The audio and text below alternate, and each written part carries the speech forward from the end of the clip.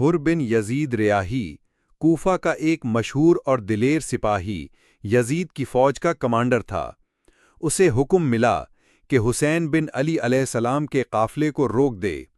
وہ اطاعت میں میدان میں نکلا اور امام حسین علیہ السلام کا قافلہ راستے میں روک لیا۔ جب امام نے نماز کا وقت آیا تو حر اور اس کے سپاہیوں نے امام کے پیچھے نماز ادا کی۔ وہ پہلا لمحہ تھا جب حق کی روشنی نے دل کو چھوا، مگر حر خاموش رہا۔ حر رضی اللہ تعالی عنہ نے امام کے قافلے پر حملہ نہیں کیا، نہ بدتمیزی کی، بلکہ ادب اور احتیاط کے ساتھ پیش آیا۔ وہ اندر ہی اندر تذبذب میں مبتلا تھا، زبان خاموش تھی مگر دل میں طوفان تھا۔